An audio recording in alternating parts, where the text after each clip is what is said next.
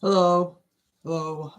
Give me about 5 minutes to get things ready. And yes, before you ask, I'm in my bathrobe. One second. One second. I'm reading some messages. You know what? She's.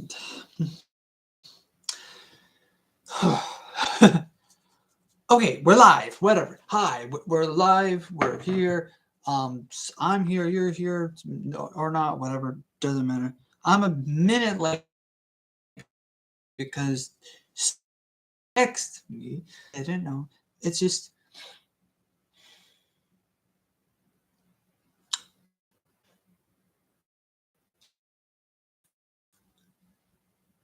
I got to inform them, so it's it's fine. But it's fine. That's my bad, and um,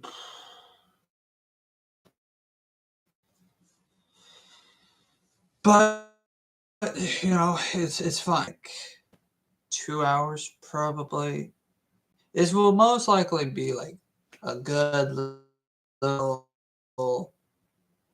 30-minute stream. I know I could easily just make this into a 5-minute video or something like that, but I wanted to I wanted to at least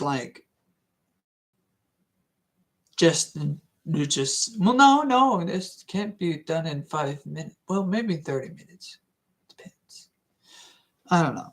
I'm gonna do something real quick, so give me a second. Let me at least where is it?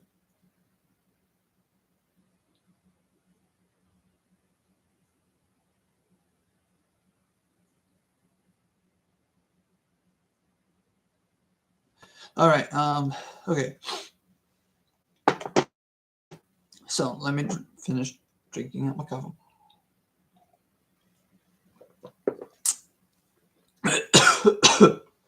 So last night I finished reading the story.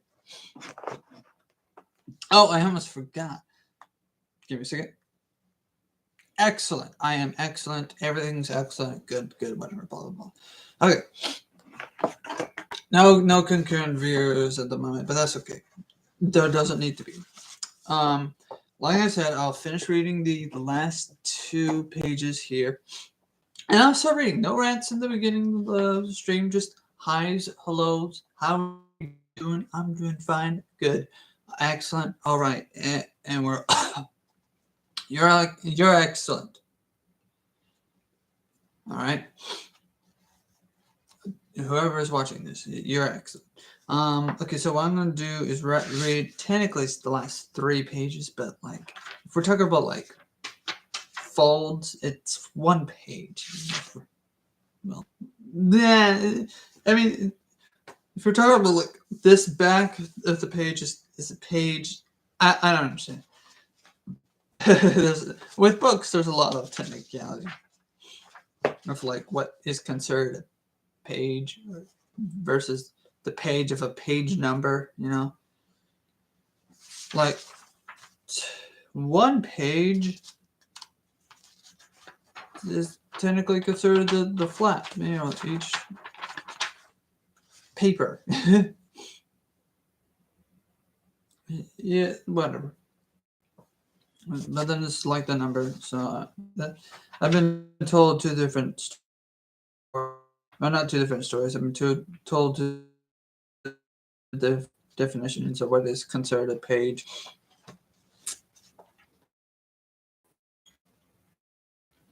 Pages are pages. Anyways, so I'm going to start from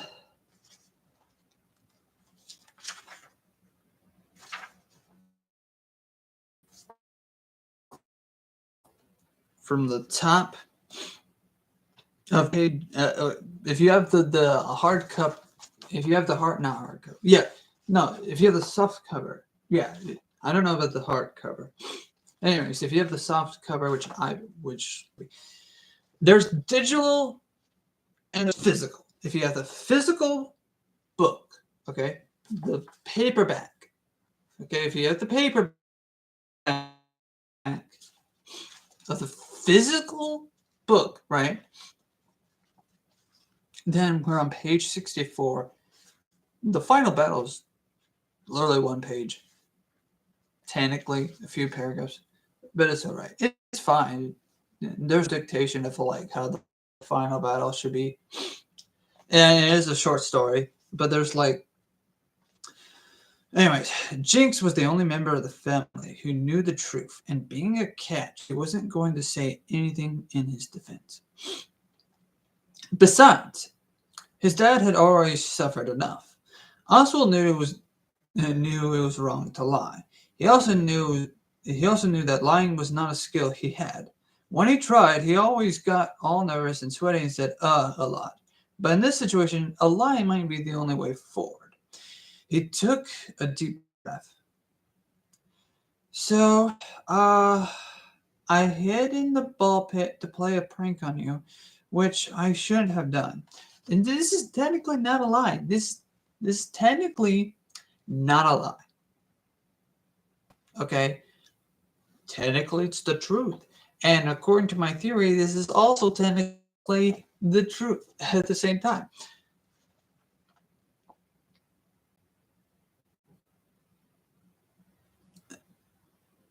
You came to look for me, and I guess you must have hit your head and lost consciousness. Oswald took a deep breath. I'm sorry, Dad, and this is also technically the truth.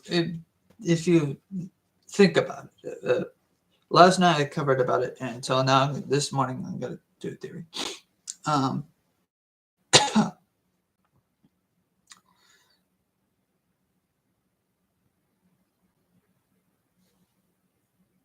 No, the final battle was already gone. This is the ending. This is just the ending. These are the last few. So, anyways. No, sir. Anyways. Oswald took a deep breath. I'm sorry, Dad. I didn't mean for things to get so out of hand. This part, at least, was the truth. And that is technically the truth. The beginning of this adventure, not the story, the adventure, from the very beginning of the adventure, has been from the very beginning of this adventure, started out because he was trying to prank his dad. Remember that.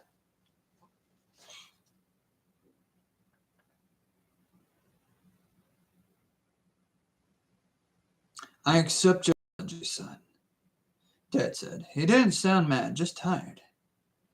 But you're right. You shouldn't have done it. And Jeff really should get rid of this ball pit before he has a lawsuit on his hands. Definitely, Oswald said. He knew he would never he knew he would never set foot in the pit again. He could miss Chip and Mike, but he needed to make some friends on his own time. Moral of the story. Don't time travel to meet friends.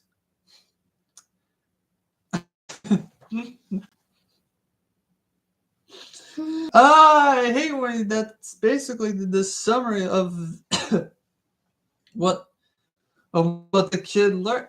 No, you not learn from that. When you time traveled, you learn that Chip and Mike are dead.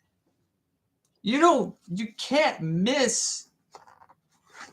Well, yes, you can miss. You can miss friends that are dead. But what I mean is that is not the takeaway from this, or at least that's not one of the takeaways. Yes, you should. Yes, the moral of the story is that yes, you should. He should learn how to make new friends, and he shouldn't just rely on the one friend that he's just made. And you know what's funny? That is actually the shyness of a person. that you would only make one friend, that's it. And so far, we only know about the one friend, Ben, right? But this is it's in this is a little mini rant I have here about this little paragraph here. Definitely, Oswald said. He knew he would never set foot in the pit again. He would miss Chip and Mike, but he needed to make some friends in his own time. His mind flashed to the girl on the bench at recess, Gabriella.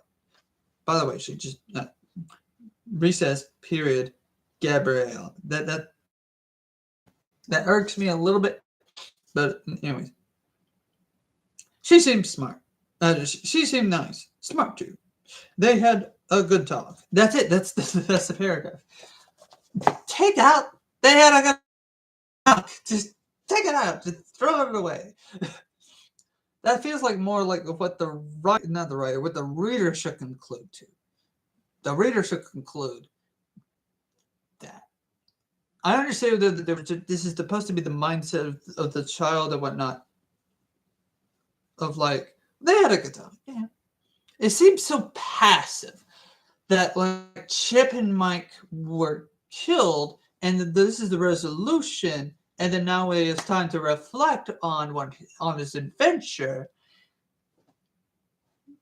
That's what you're going to say. They were murdered, brutally murdered. So I time traveled and witnessed their brutal murders, just so casually. You know, they're friends. You know, even like they're in the past. Theoretically, since now I'm in the present, they would have died, or they would be much older now.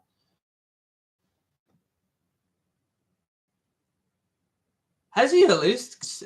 I know these are supposed to be short stories within, but like, come on, you could at least dedicated an entire, at least one more page, one more paragraph a page or something. And maybe there was probably like a quota of like how much words you could at least put into each story.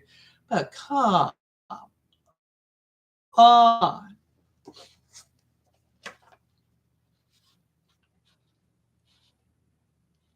You could at least cut some of the other parts of the stuff. Because some of the stuff some of the stuff that's in the story does feel a little bit excessive, right? But at least have the kid like think about this misadventure. Like, you don't do it in just 2 sentences. I understand he's a kid, but like, well, I mean, no. We should give more kids more like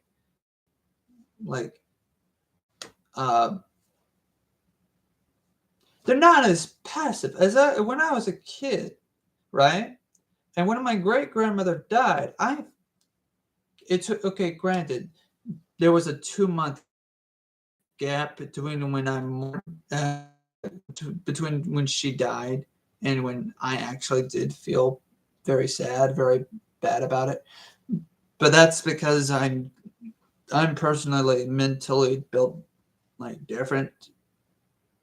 I think I don't know if it was because of the pills I was taking, because of the epilepsy or something. Like maybe there was a mental delay or something. But I was happy at her funeral because not because I disliked her or anything, but I was happy because I was entertaining the kids. I was about 12-ish. I don't know. A lot of things happened when I was young, so it's always the day. I always like bundle most of my younger years when I was either 5, 6, or 7, or when like the most stuff tend to happen, or when the most stuff I tend to remember. Anyway, it doesn't matter how old I was at the time, but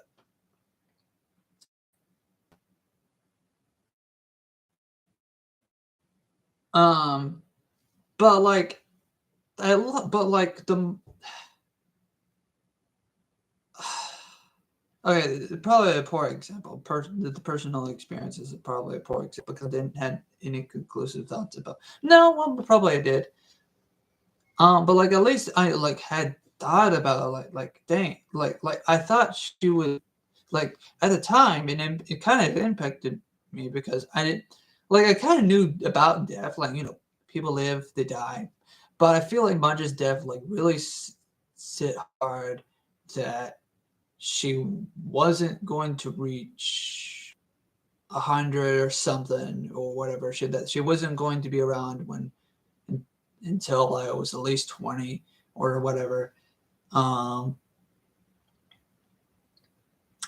and she,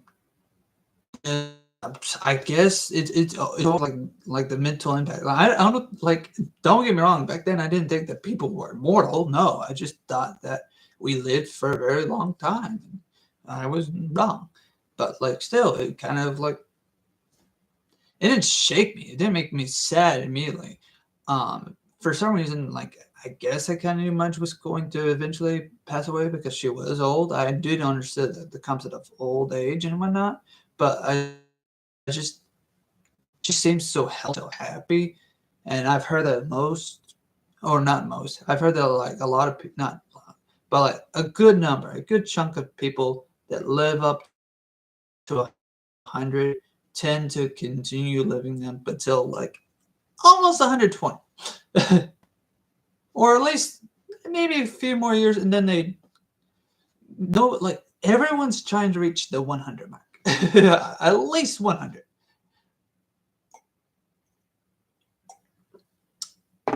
But she was like 90 something years old, and we were hoping that she would reach at least 100. But oh, he would miss Chip and Mike. They were murdered.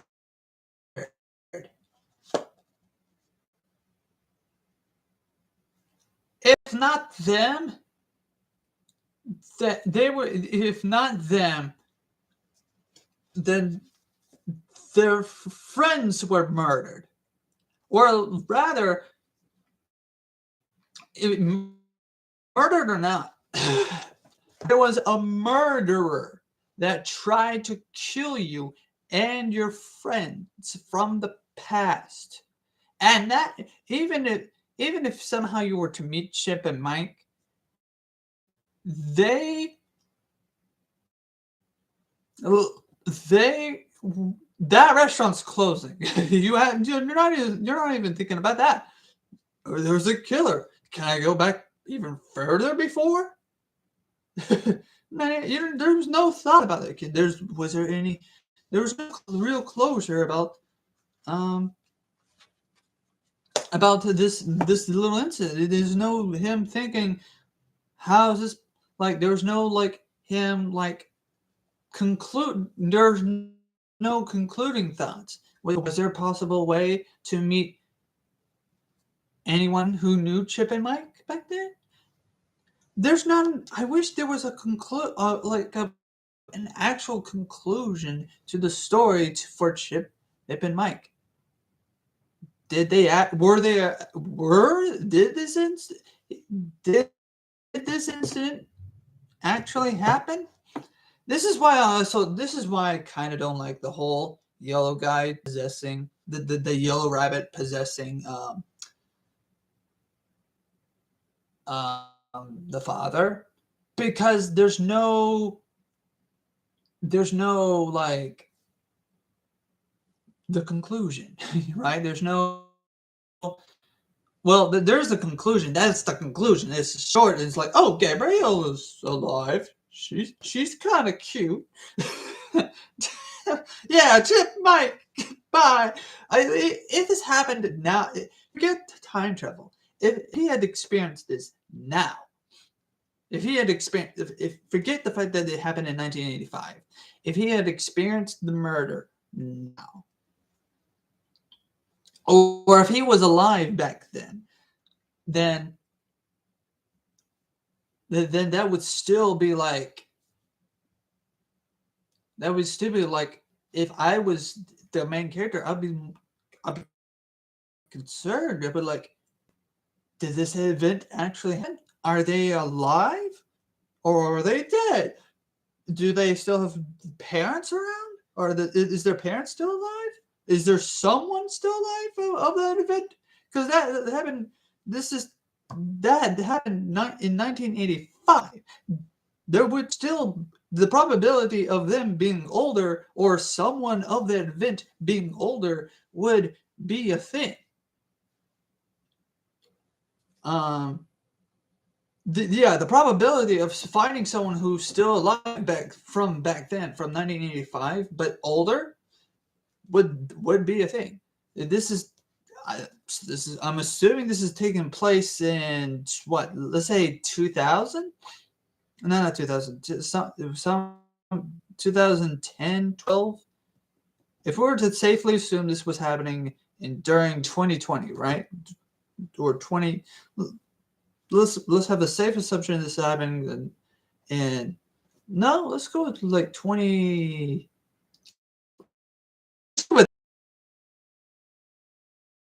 This was happening in 2020, and then he time traveled back in time. Yeah, there would still be someone still be alive. Like oh yeah, probably even his dad. Which, if you remember earlier in the story, his dad hesitated to answer, meaning he was probably alive during that time.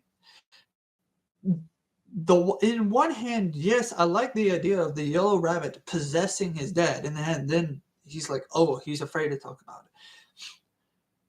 But the problem with that is that it now takes away with the possibility of Oswald learning more about this event, more about what happened, more of an actual investigation. Well, not of an investigation, but like the curiosity of like, hey, what happened?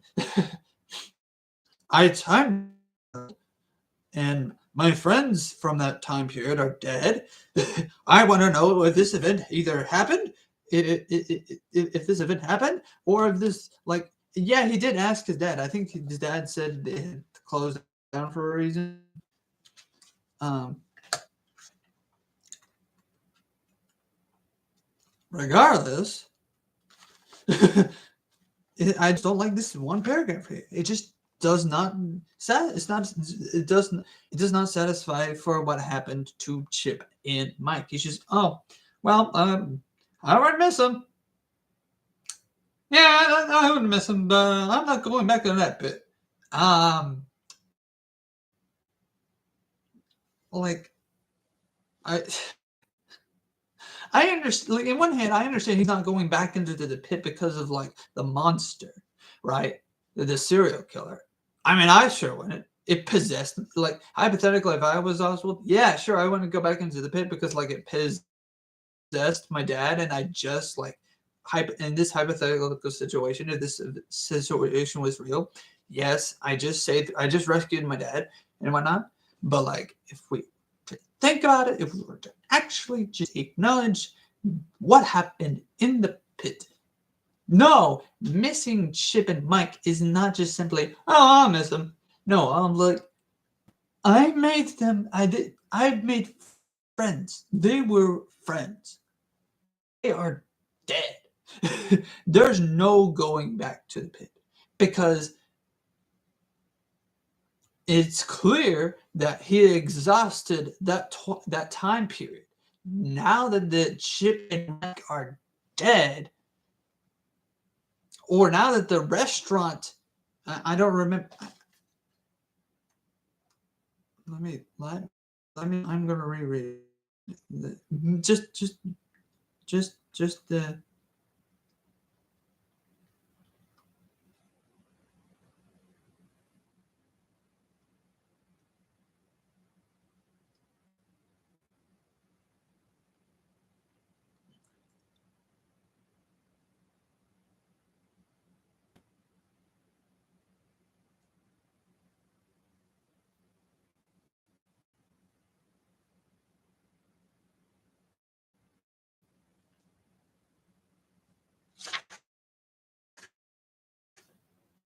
are dead.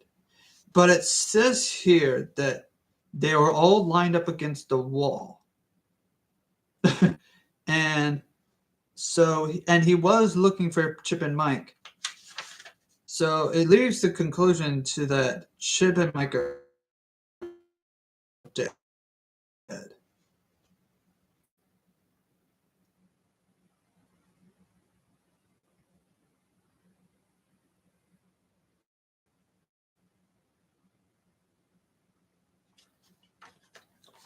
Anyways,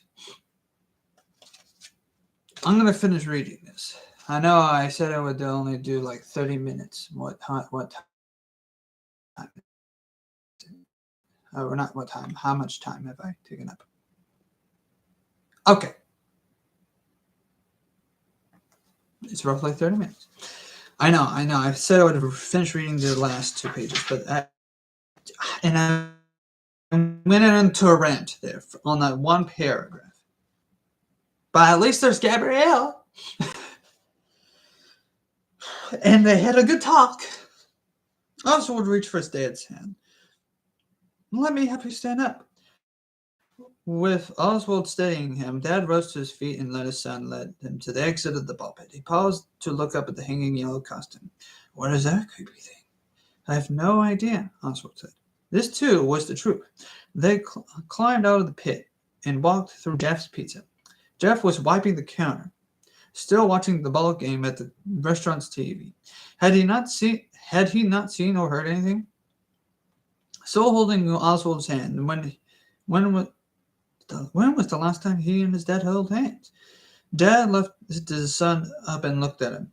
You're bleeding. Yeah, Oswald said. I must have scraped my arm when I was trying to pull you out of the pit. Which might be the truth.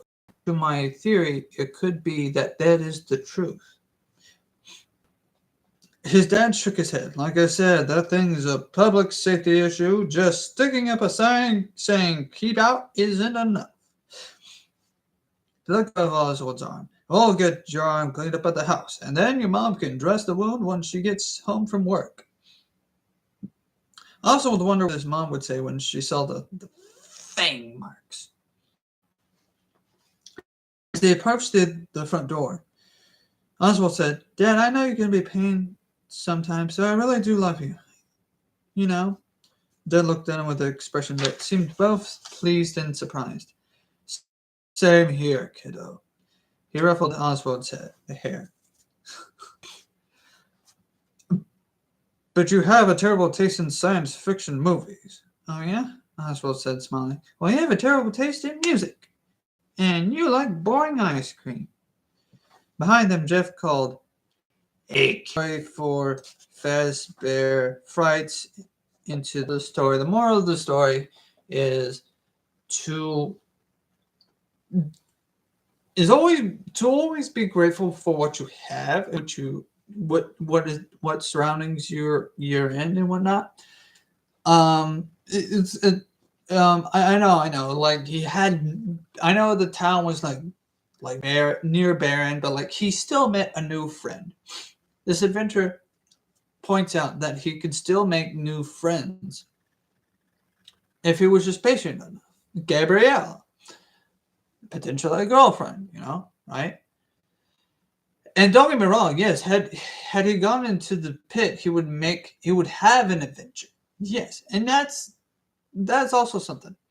But and he kind of did listen to his father about do something like get into trouble or something like that, which is technically bad advice, or not really specific advice. He didn't even fully explain that advice. Just basically well, he said don't get into actual trouble. He did clarify that, but the boy could have at least gone into the woods, probably, maybe, or at least talk to his neighbors, maybe. Found something to do. Maybe get creative. There is always something to do if you just put your mind to it. Okay, but his intent wasn't ball pit. I'll have fun. No, his intent going into the ball pit. Oh, ball pit. I'll prank mom and dad. Maybe I'll get an affection. Maybe they'll show more attention to me or something. I don't know. And then gets into the ball pit. That's the ball pit noise. Or, the sound of plastic balls. Anyways, so the moral of the story is just live your life. just well, not live your life, but like the moral of the story is just get creative. Go outside. Sorry, go into the woods. Do something that's like a little bit aggressive, but don't do something intentionally because. Do something because you're bored, but don't do something because you want to prank your parents.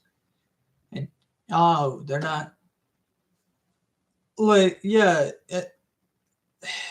entertainment is cool and all, but don't do something to prank your parents when they're trying. Also, another moral of the story is grandma, don't live somewhere where it's barren. Okay, I understand like that was probably the closest place to live and whatnot, but whatever. Literally, the reason why they're still there is because mom's job and grandma.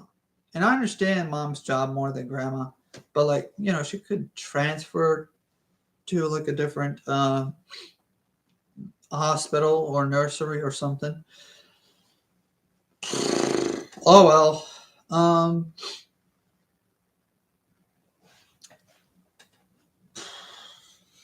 Now for the theory. I don't think it's actual time theory. I think that because of the fact that in the books, the actual books. So let's go with the Silver Eyes saga. The Silver Eyes saga leans towards the fact that two things.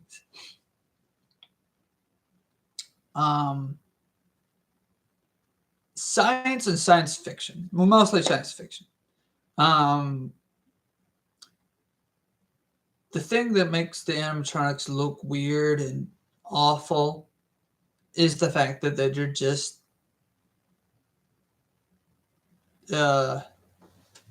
it's just simply the fact that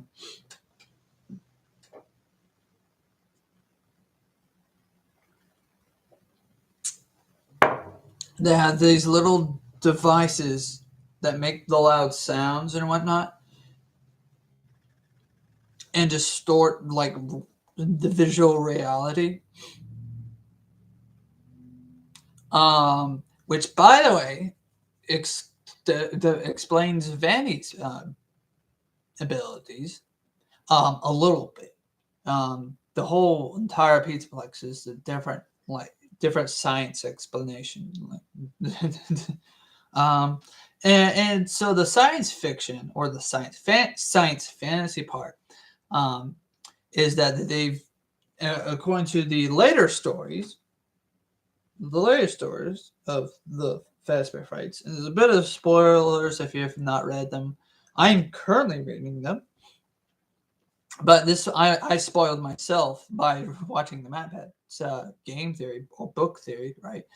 And it explains that there's this type of like remnant, or there's like this like remnant energy or this juice, and there's just like two halves of it. Like there's agony and there's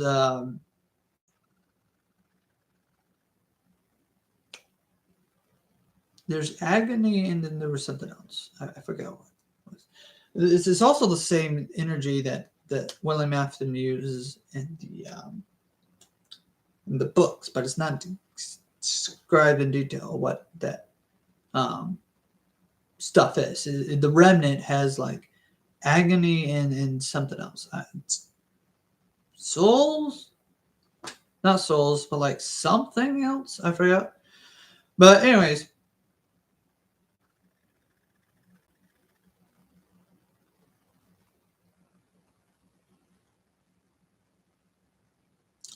It turns out that now when you take that into mind with the memories of of the restaurant, I think it was another thing.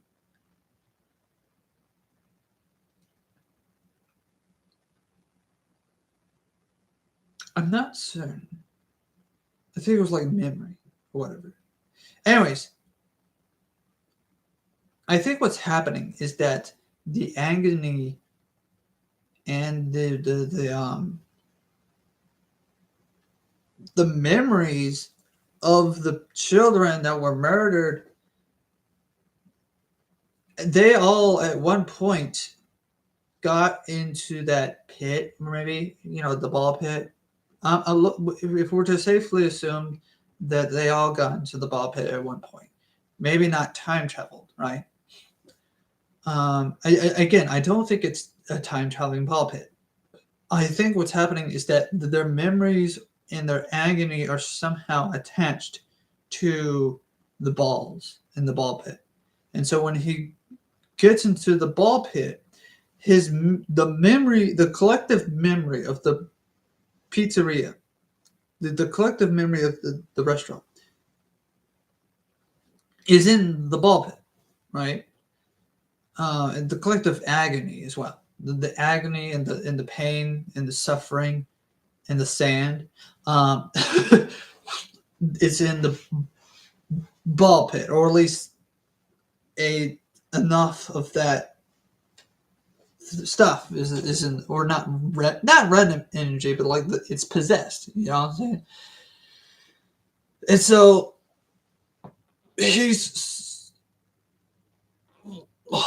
I think what's happening is that he's asleep, or he's kind of sort of passed out, and he's in the ball pit, and I guess maybe there is some technology involved. Maybe like the technology recognizes him. This is kind of sort of like a side theory, an adjacent theory to the ball pit. If the balls in the ball pit activate based off of identity, then I think it scanned him and recognized him as someone from the past. And I think, or at least close, basically like, oh, this is close enough. That's another theory. I remember earlier in the book that his dad hesitated and said something about how, like, he used to go to the arcades. He didn't say anything about Fazbears. Or maybe, I think I'll have to reread it. But I'm not rereading right now. I want to get focused on like the theory that I have. And he said that he didn't say anything. He didn't say anything about the restaurant in particular. He didn't say about Fazbear's or the incident. But I believe that maybe his father was a child that escaped William Afton. I don't think that he escaped William Afton by jumping into a ball pit or hiding in the ball pit. Probably what happened. I'm assuming that maybe that Oswald's dad was probably a child that went to the restaurant, played with Chip and Mike, right? Or hang out with Chip and Mike and the others, right? And then when the chaos happened, his dad was looking for his friends. So I'm thinking that so basically what I'm trying to say is that the memories of of what Oswald is experiencing is actually the memories of his dad. That his dad knew the kids in the past, and that he's actually a survivor of the incident. It's probably another reason why he hasn't left this town, which would make sense. It's probably why that's probably the third reason why. Yeah, that's probably the third reason why they haven't left the town. Is either they wanted to and they can't, or they don't. The dad doesn't want to. Like, grandma probably does want to leave the town. If I was a grandpa, or yeah, if I was a grandpa, hypothetically speaking, if I ever become a grandpa, I would not want any of my grandchildren or nor my children to I wouldn't want my descendants to continuously live in a town that's dying because of me. I would say, just take me and move. Just I'll even help cover the. I'll even use my retirement money or whatever, and my senior citizen money, all the garbage, gump, whatever. I'll use it. Take me out of it. I'll help. I'll even sell the house. I'll sell. I'll get rid of the stuff that I don't need anymore, that I don't use. Blah blah blah. Get us out of here. That's what I'll do. That's exactly what I'll do. I'll just get everyone out of there. Your wife or your husband or whoever my descendant, whoever my child who's married and has one or two kids, right? I'll be like, okay, no, you're transferring. Your kids should not be living in a ghost town with no friends. Kids need friends, period. We're leaving somewhere else. Unless the grandson is happy and like, nah, I'm fine. I can. If my family's happy, then yeah, we'll stay in the ghost town if they're happy. But like, if he's not happy, then yeah, no, pack up, leave. Get new jobs. Go somewhere else. Move. I'll help cover it. I mean, it's technically my duty, technically speaking, to protect me. As long as you protect, not protect me. It's my duty to protect me. Anyways, no, it's my duty to protect you and my descendants. As long as you also keep my old corpse alive.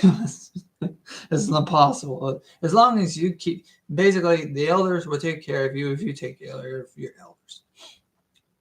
Simple as that. Not all the time. Sometimes it depends. Anyways, moving on. Where am I? Sprinting down the hallway. Okay. The next part of the theory, it really does. There are some hints that Oswald somehow has memories of his dad's memories, just clung into him. Now here's the part that kind of sort of makes things confusing. When and how did he get out of the ball pit? Now it could and what about the yellow rabbit? Oh, let's also address the elephant in the room, or in this case, the yellow elephant in the room. When and how did when and who, how, when, how, where, when, why the yellow rabbit? I think what happened was that because of the fact that the memories of the kids who are being killed, somehow because of the fact the last thing he saw was the yellow rabbit, he couldn't get that evil grin and the stretching. He couldn't get the yellow rabbit's evil grin off of his like mental mind, his mind, right? And since the very first person he saw was his dad, he probably then was so traumatized by the event that that his mind tricked him into thinking that uh, his dad is now the yellow rabbit. And that's one theory, or that's the theory that I'm leaning more towards. I am not leaning towards the idea that I'm not leaning towards the idea that blah, blah, blah, blah, Beelzebub. I'm not leaning towards the idea. There is the idea that somehow, because of the fact, there is the theory that maybe the memories of William Afton amalgamated, like projected somehow onto the dad, and thus disguised itself as the dad towards other people, which again, I wouldn't know how that would work personally. Like somehow a projection of memories lost, memories, a projection of a person in the past. I don't see how that would work. How would a projection of people's past be projected onto someone else, or be projected into reality? An entire memory, the memory of there's another. So this is kind of like the next theory. If it's not the dad, and somehow he got stuck into the ball pit, and then just never his body like never woke up or whatever. It just doesn't want to. It wouldn't make sense, or at least it wouldn't. I wouldn't see how that would work. You would have to have you will have to have some sort of video game content to explain how this would work. Probably maybe the AR technology. Maybe. I don't think it would be the mimic. Because that wouldn't make sense. No, I don't see how this would work into the FNAF world, but I think the more scientifically and the most science fantasy answer, logically, the most logical science fantasy answer would be that somehow the memories of the pizzeria like haunted or possessed his dad to where Oswald could only see the yellow guy. Now, how do I explain the final fight from last night's stream? How do I explain the final fight? Well, easy. Simply that the dad wasn't. Simply that because of the fact that he was still traumatized and he was only seeing his dad as the bunny, right? That he was still the haunted memories were still like stuck there, right? I think what's happening is that in the book, he clearly could not tell if his dad was asleep or not. So it could be that he was half awake. Sometimes people are just half awake, right? But the rabbit, however, looks like he's always awake. He's just like that, right? He's doing that number. He's like, so we have the rabbit who's always smiling, and it's now projected onto his father's face, right? Somehow the remnant is still like the memory remnant is still onto Oswald. It's kind of like it's kind of like I guess in a way it's kind of like describing a drug. Like he's somehow the ball pit had a bunch of memory energy and thus was drugging Oswald of these memories. And because of that, the after effects, he was high. Because of the after effects of the drug, the memory essence, this is still fantasy, so we're talking about like the memories of the past somehow projected William Afton, the most scariest thing of those memories, right? And he's been continuously going in and out of the ball pit for like the entire summer.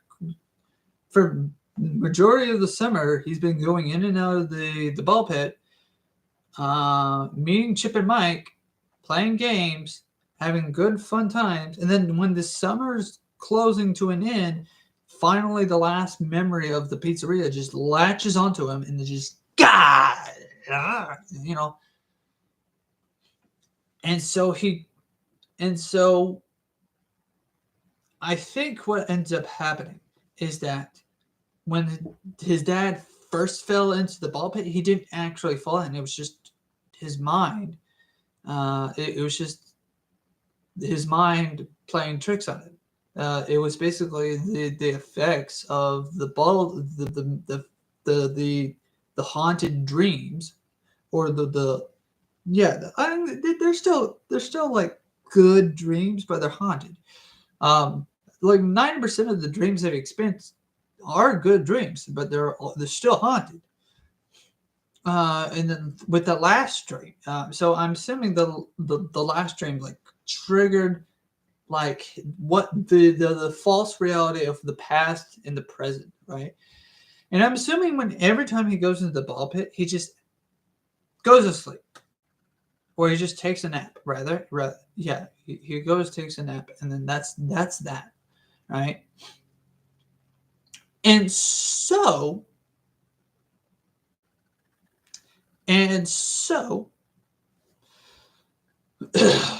when he's having the final battle, I think his dad actually chased him down to Jeff's Pizza.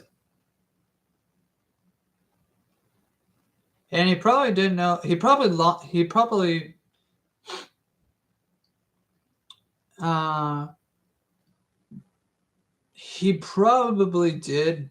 lose track. Not lose track. Well, he probably we call it stirred him in the wrong direction, because he was running, and and I don't think his dad was good at catching up to him.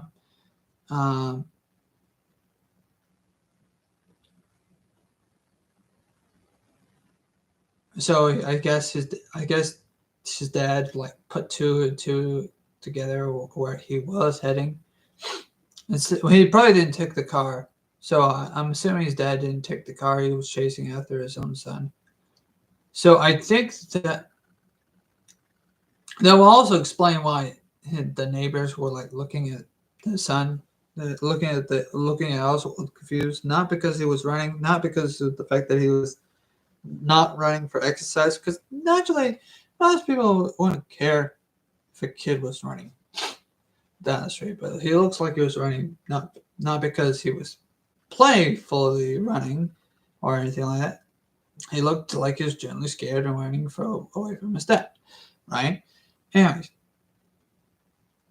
so I think that it's because of the fact that the book didn't mention, it does not mention that he looked back. He did not look back. He said he just ran straight to Jeff's. And he only looked forward. He did not stare back. So I think if he looked behind him, it would show that the yellow rabbit was indeed chasing him. I do think that the yellow rabbit was, or at least the dad, both the dad and the yellow rabbit, or whatever. The dad was chasing him after him, but so he didn't look. He didn't look back. I read it. We just read it last night. So I don't think he I do not think he looked back. No, he did not. Yeah, sorry. I don't know why I'm saying he. I don't know why I keep on saying think because he did not. Anyways, so he did not look back. He was ready for towards Jeff's, and Jeff didn't see his father at first because he went to go and get the juice and the pizza. I think what happened was Oswald still mistook his dad for the rabbit. They and they had a tussle, right? And his dad fell unconscious, and then Oswald simply missed.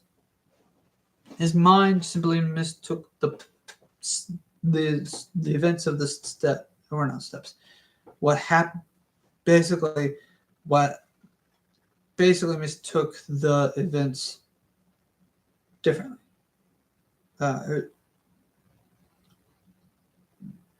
I don't think that he actually fought the yellow rabbit. I think he accidentally fought his dad. Remember, this is the perspective of a child, of someone who is scared, someone who's been scared for the last couple of days, terrified, horrified, haunted even. He still sees his dad as now. I think in his mind played some sort of trick onto him to um, to think that his dad was already in the ball pit when actually he tripped and fell. What do I say? They tripped and fell into the ball pit going after him. Remember, he was trying to get into the ball pit so that he can escape, or at least go back to 1985, but he didn't. He fought. He was fighting his dad. Then his dad passed out unconscious.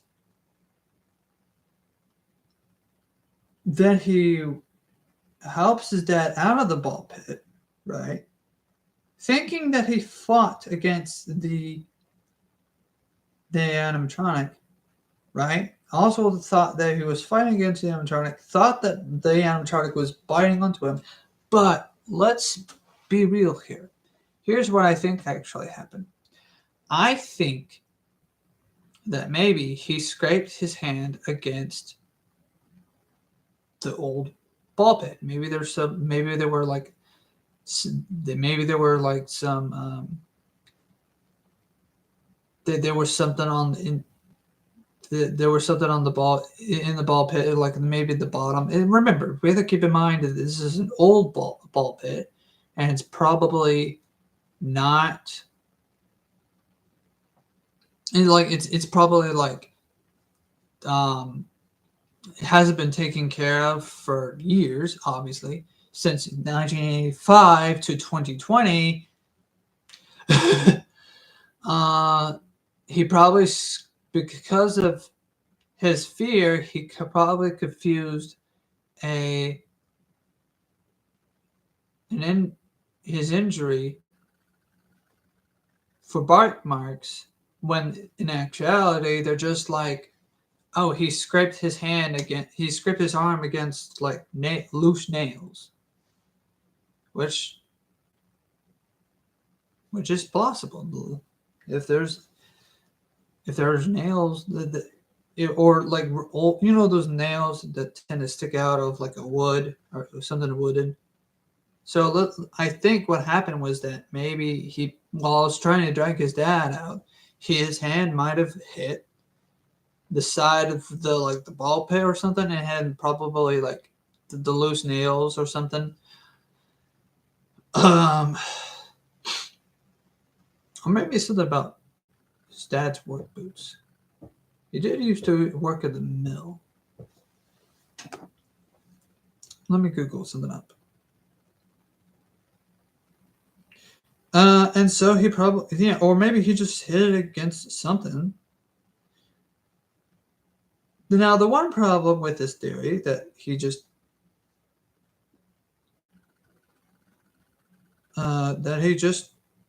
the one problem of the it was just him being terrified theory, that the time traveling was just haunted memories. That the problem with the haunted memories theory, it was just a dream. It was all a dream. Okay, mill work boots, old mill work boots. No, no.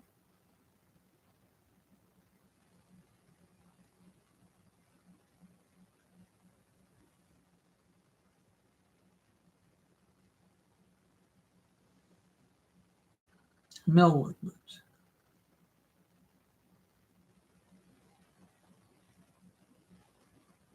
No, no, he would not have scraped against the boots. Well, looking at some of these boots, probably, but not teeth marks.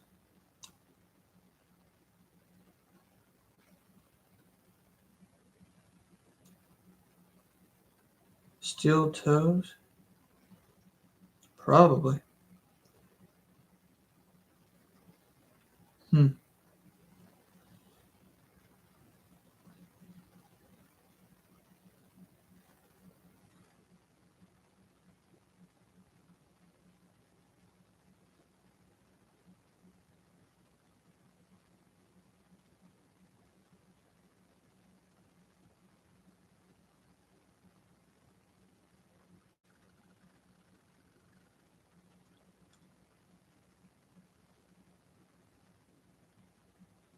Well, no.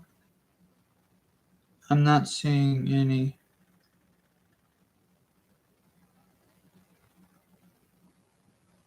boots that would probably hurt or damage you. Timberland Pro, probably.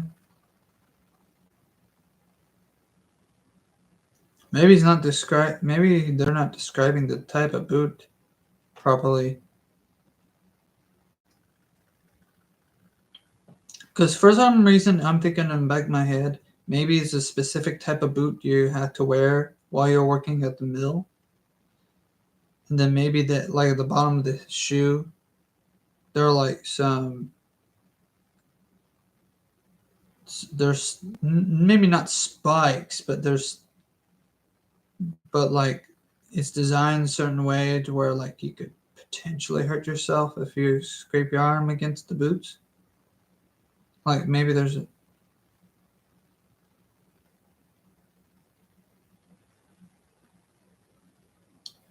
I'm looking up mill boots, but steel mill work boots.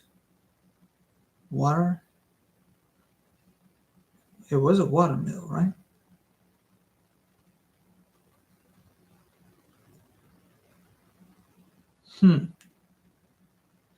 Although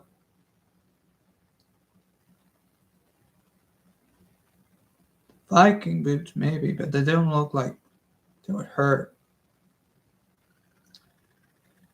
I'm just wondering maybe if like the dad was wearing a specific type of boots that he would take to work that would probably somehow hurt the boy. I can't find anything here.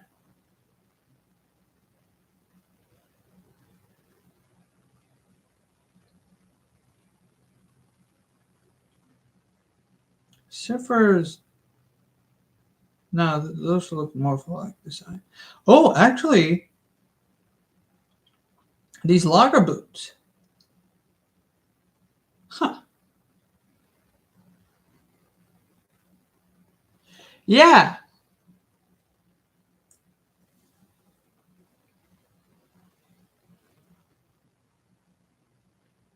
These type of boots. That would do it. We found our bite marks. We found the bite marks.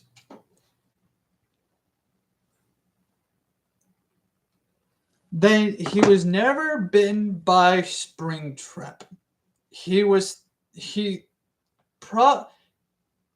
Oh, I have to give this off for some points. Okay, I found out that, yes, okay, so he was never bitten by the animatronic. He scraped his arm against his dad's worker boots while trying to pull him out of the ball pit. We've learned something today, chat. We've learned something. I'm actually satisfied with this answer. This actually makes sense. He would probably wear, yeah, he would wear these boots. They're expensive. Yeah, he would probably wear these boots. These look, yeah, they look like,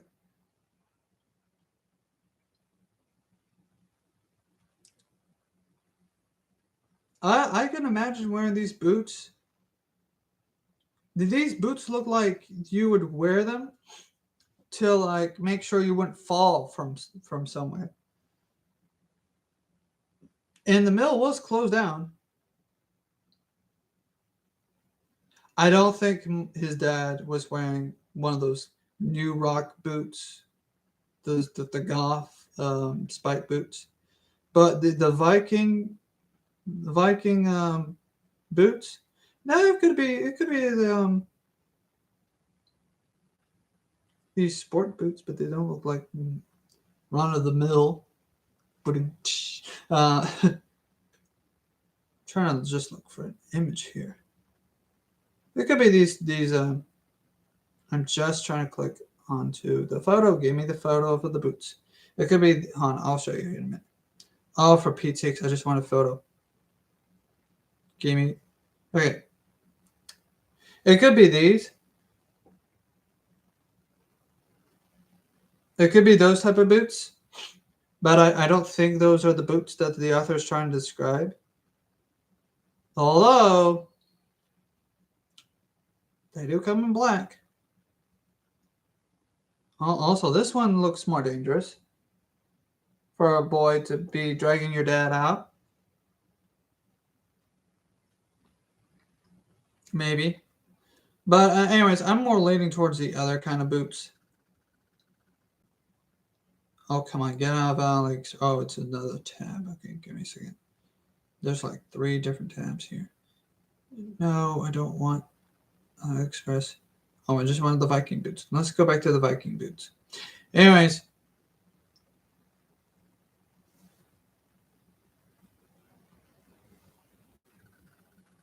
Yeah, if you see the Viking boots, those look like teeth. They look like teeth, don't they? Don't they? So that's a conclusion. That's the conclusion, folks. He wasn't bit by them trying to whatsoever. It was the dad was bitten. This is what see. This is what's interesting. Scott Cawthon likes to have the most logical explanation for the mysterious and weird things that happen into his stories. Some of his stories are very wacky, right? Some of the stories that are in here are very wacky, and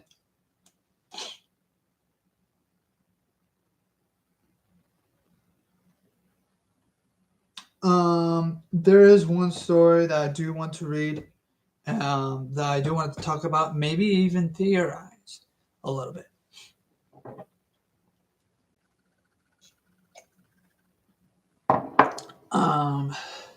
Probably. Now, yeah, some of these stories, they're like, okay, yeah, no, there's some real haunting, soul snatching science going on here. Should not be happening, folks. Should not be happening, right? But other than that, Um,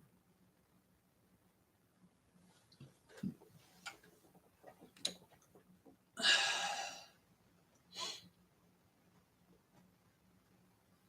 mean, there's one successful body snatch in the history of FNAF, if I'm thinking about it, but it's not in this story. Anyways, I do want to talk about more of the I want to do I really do want to read more of the Into the Pit stories, the Fazbear Fright stories, and like explain them and whatnot, and talk about them and debate them. But again, I don't think he time traveled at all, folks. I think if you really consider it, I think that he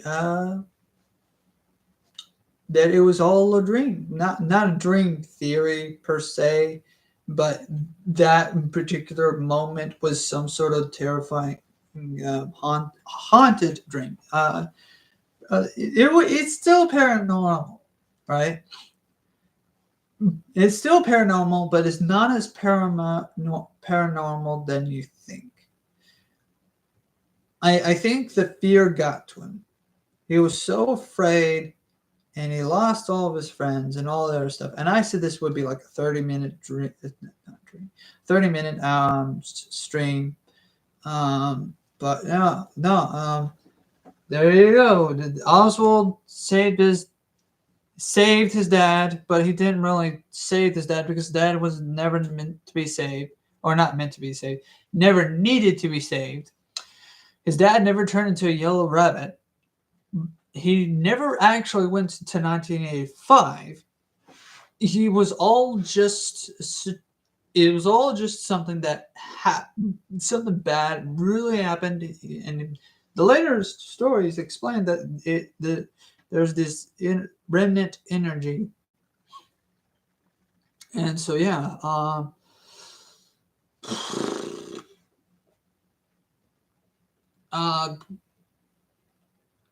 the agony they of the children and the memories and all the other stuff poured into the restaurant, and the only way to filter out the memories and the dreams was the ball pit. So all the events did happen. Yes, Oswald jumped into a ball pit and then out. He jumped out into a memory. But I think what happened was the ball pit put him to sleep, probably. And I think that he's actually experiencing his dad's memories somehow, because again, there is some paranormal stuff that is happening, but it's not. But it's not paranormal. The paranormal stuff that is happening isn't. Um, it isn't time travel. I don't think it's time travel. That's all I've got to say. Now, time to industry. Now we need to talk about my next story. What story am I going to read next? Okay, so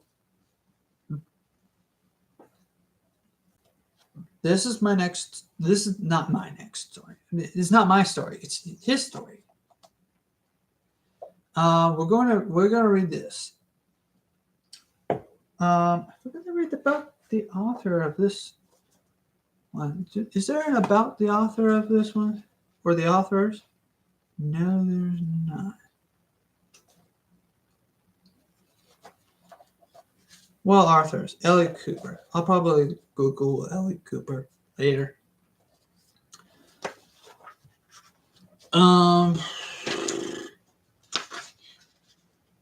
Yeah, there's no about the author, but about either Scott Cawthon or Ellie Cooper. Let me Google Ellie Cooper real quick and tell you all about Ellie Cooper before I continue this story.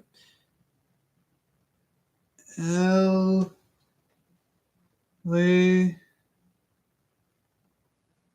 Mrs. Cooper.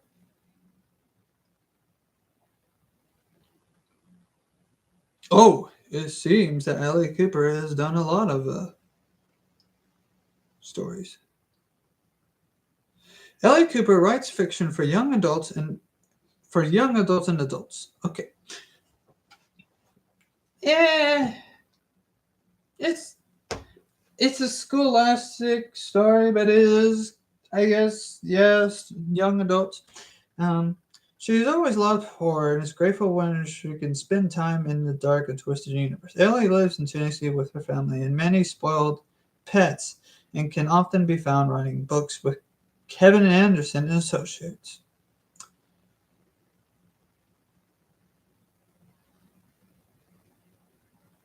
And so far, she's written most of the stories. Whoops. She wrote the book. Uh,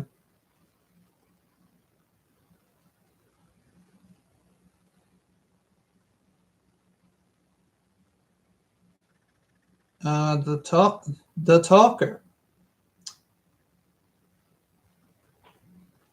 Oh, and a few other. Oh, finally. Oh, okay. Is there a way to like look books?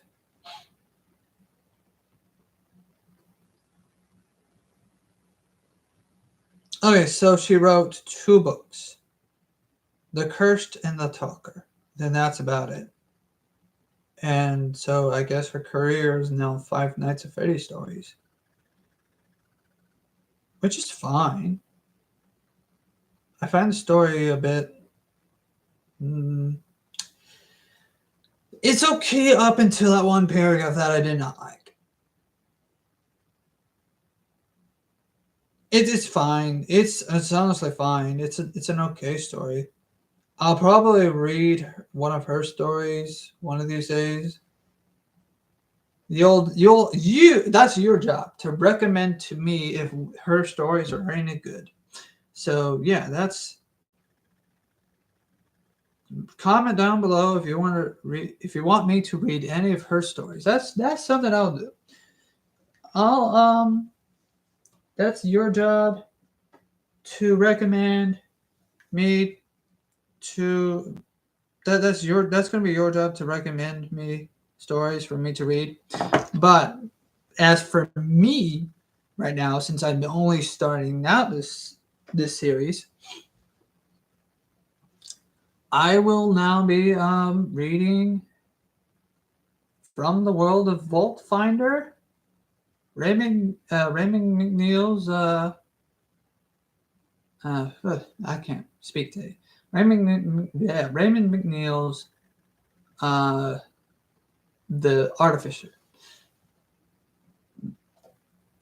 Torn from his world with no way back, a young man must build a life in his new reality. Seeking only a peaceful existence, he is haunted by spectral forces, pursued by monsters, and haunted by not haunted, haunted. Ooh, I'm an assassin, and hunted by assassins. Armed with the knowledge of our world and an occult gift for invention, he stands firm against this new world. Jurassic Park. Just kidding. This new world. But for how long? Adventure. Science fantasy. Adventure. Science fantasy. Pulp. Intrigue.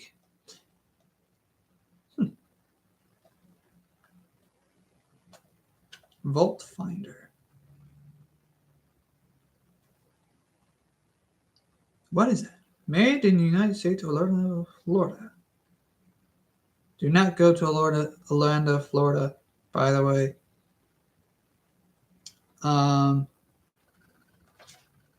Bad place. I've seen things. You just don't want to go there. I mean, great-ish for vacations. I don't know. Artificer. Let's see.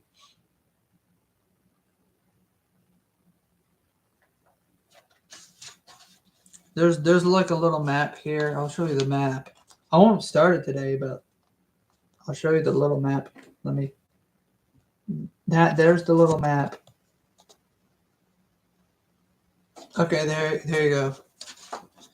If I break this book, it's because of me.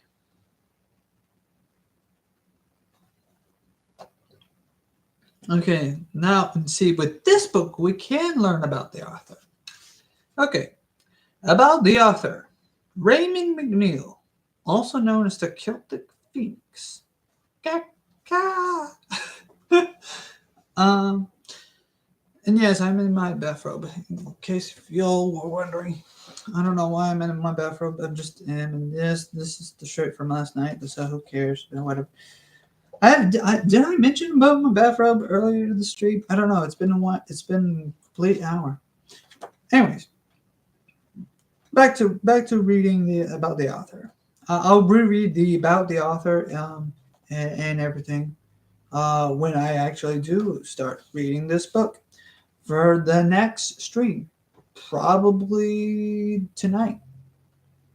Yeah, I'll probably do it tonight. Let's see. Yeah, I'll do it tonight. Okay, anyways, Raymond McNeil, also known as the Celtic Phoenix, if not tonight, probably this Saturday. Just want to put it out there. Raymond McNeil, also known as the Celtic Phoenix, is a crazy person based out of Ohio. Okay, that occasionally thinks he might be able to use a keyboard. Yeah, no, never mind. Not reading this book anymore. Just kidding, no. Yeah, just kidding, no. No. I still don't know how to use a keyboard either, so I don't blame you for that. I still don't. No, I don't think anyone on this planet knows how to use a keyboard. Not even people who play on computers instead of consoles, you nerds. I don't think anyone knows how to. I don't really think even those people know how to use a keyboard. I still don't even know why there are two sets of numbers here.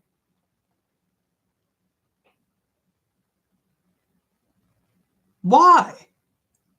You have top in the left and number luck. What is it for? Why do we have two sets of numbers? You could have saved me plenty of time. Just not have these numbers on the top of the keyboard. Well, there's also stuff on the top of the other keyboard. Just have the weird fancy letters, like the asterisk and the and the dollar sign and the hashtag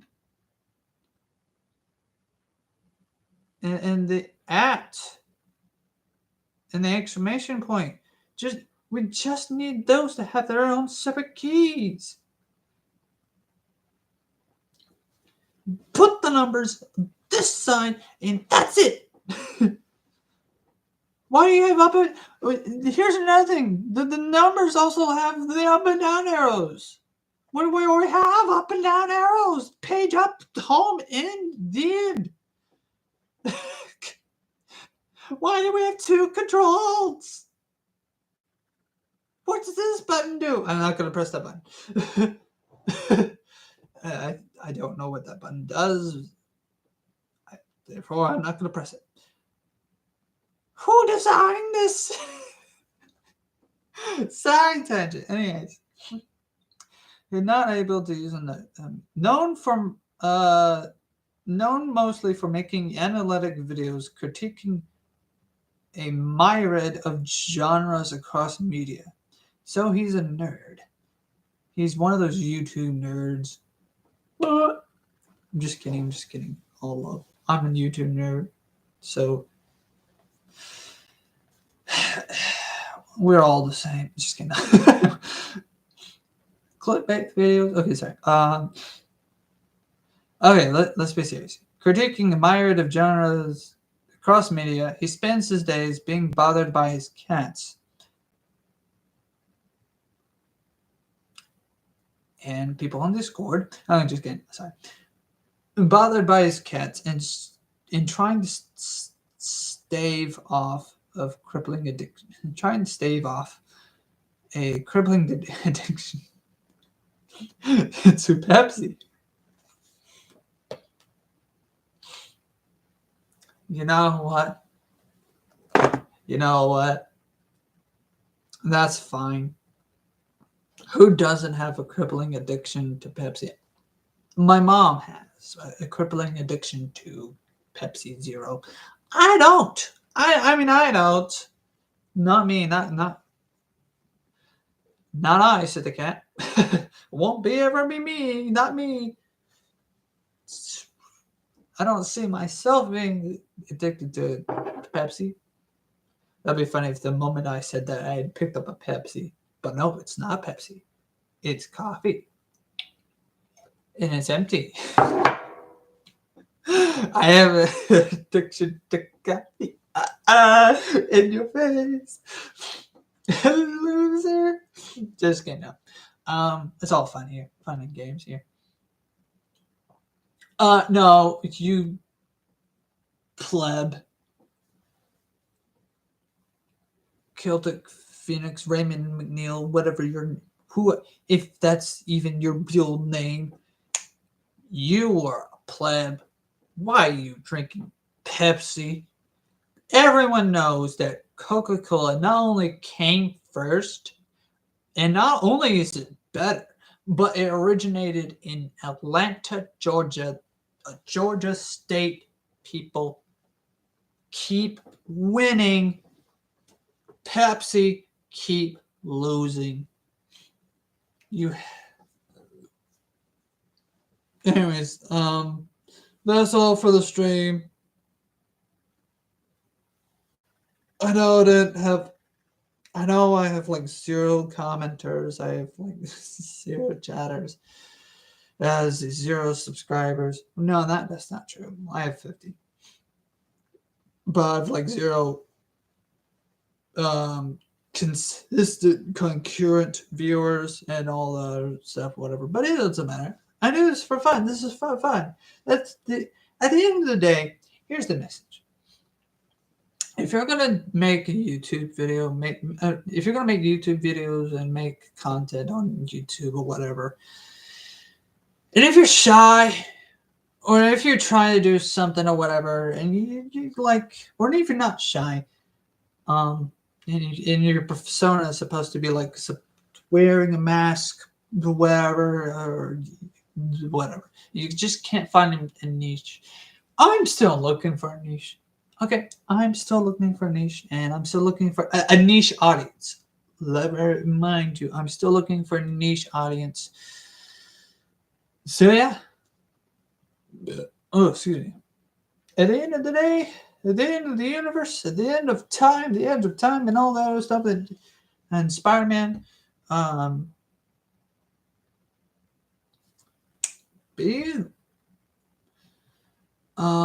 that's the end of this stream. Please leave a like.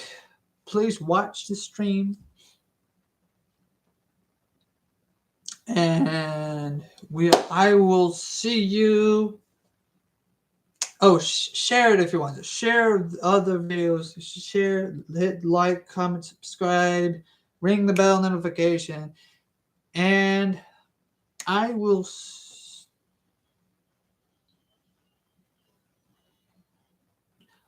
see you in the next episode. Bye-bye. Bye.